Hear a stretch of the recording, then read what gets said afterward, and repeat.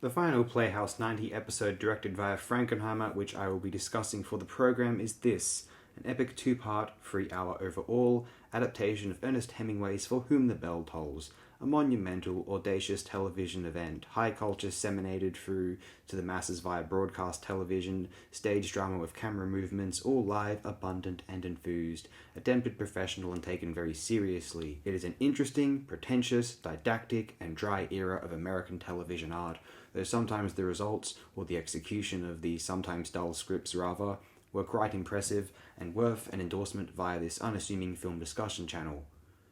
Hemingway's drama is shot and staged as though it takes place within the human brain itself, attempting to neutralize the advancement of a fascist philosophy in order that the leftist, freedom-seeking communist idealism can prevail, though still burdened by the masculine insecurities which so reared the rise of European fascism in the first place.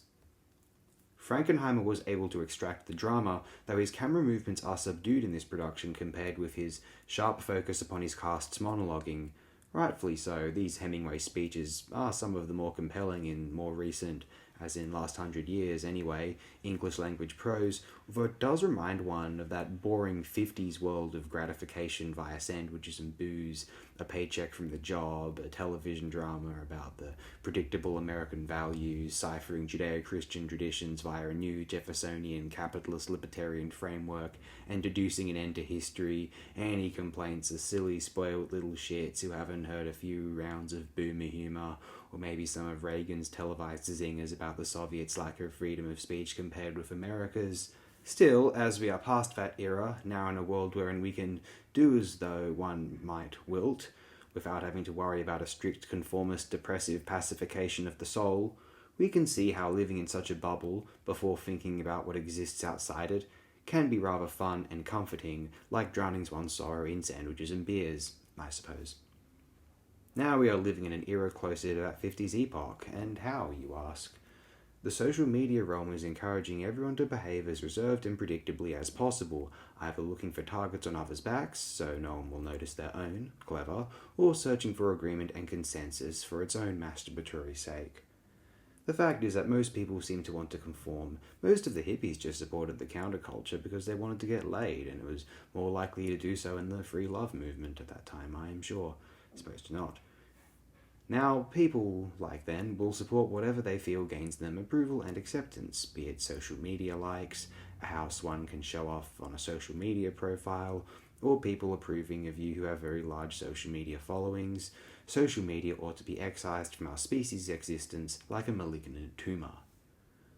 But For Whom the Bell Tolls, good drama, more famously adapted as a 1943 Hollywood epic, a Best Picture winner at that, although I am more familiar now with this Frankenheimer television effort, and I am aware that a British production for television aired in 1965, with which I am still unfamiliar. It is a fine effort and viewable now via the mighty Internet Archive.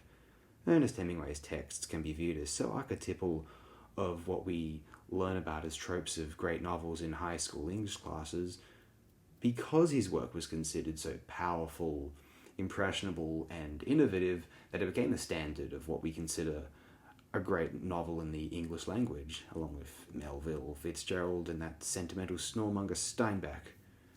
Yeah, our curriculum of English language literature is, in schools anyway, very, very Yank-centric, and that's disappointing. You know, D.H. Lawrence is more interesting than any of these guys. Maybe they wouldn't exactly show that off in high schools, to be fair.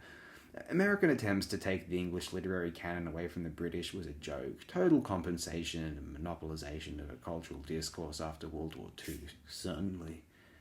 American literature got interesting with two trios.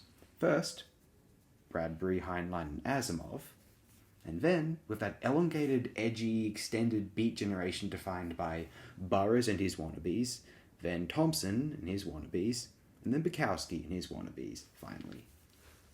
There's more to it than that, I know. I just like poking fun at the overemphasis on overrated American literature, which is nothing on British literature, which runs parallel to it, in my view anyway. That's probably not true, I'm sure. You can name all this American literature. What about this? What about that? I was like, yeah, okay, fair enough. That's fair. That's totally okay. But For Whom the Bell Tolls, Hemingway, pretty good. Hemingway month may be warranted if my vessel ever arises from the sea. Arr.